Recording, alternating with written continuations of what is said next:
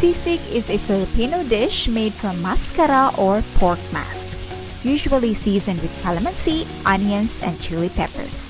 It originates from the region of Pampanga in the island of Luzon. It is best served sizzling hot with raw egg on top and traditionally served with a side of garlic rice or pair it with beer. Let me share with you today how we prepare pork sisig the Michelle's Cuisine way. To begin, we will blanch the maskara for only 10 minutes. The purpose is not really to tenderize, but to remove the gamey or unpleasant taste and smell of the maskara. The white foam or froth that floats on the surface of liquid is what we call scum. Once that's done, remove the maskara and rinse it in running water. Make sure to properly rinse off all the scum and drain. Now we will marinate the maskara with a little soy sauce for some color,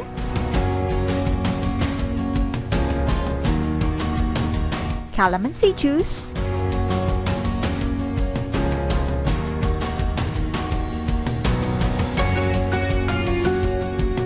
seasoning powder, and freshly cracked black pepper for a little taste.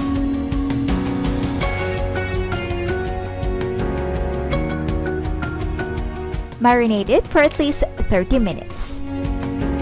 After 30 minutes of marinating, we will grill the maskara just until some char are formed, because the smell of grilled food is so divine and it tastes so heavenly. Description pa lang, lami na gid kaayo. And now we will chop our grilled maskara into small bite pieces.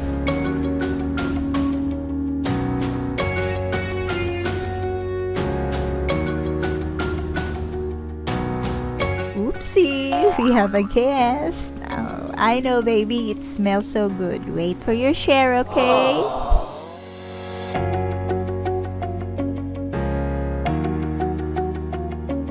Now we will do the main process of cooking our sisig. In a pan, add some oil and saute our garlic.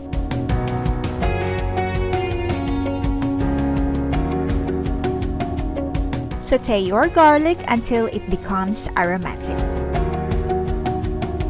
Then, let's add in our chopped grilled maskara.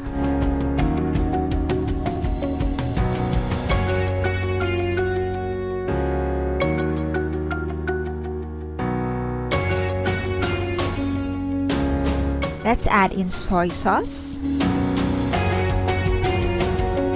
vinegar, and water.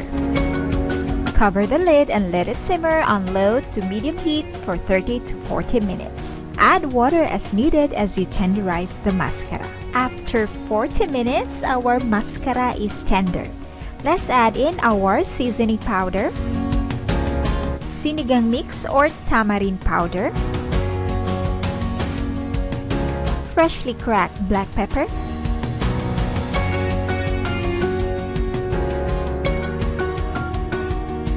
and mix it well to properly incorporate all the seasonings. Then we will add in a lot of onions and green chili.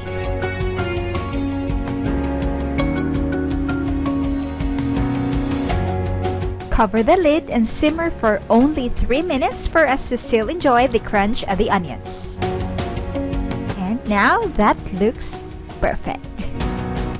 And for a better tasting sisig, let's add in buttercup margarine. To cap it off, let's add in liquid seasoning for a more umami taste. Just let the margarine fully melt, and our pork sisig is done, and this is so ready to serve. To make it more fancy, let's serve our pork sisig on a hot sizzling plate. Oh, the sizzling sound is so satisfying.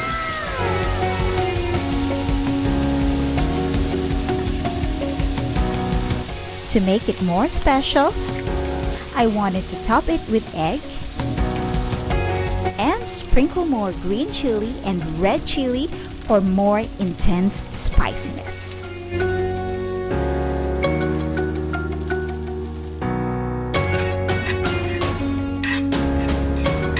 Ooh la la!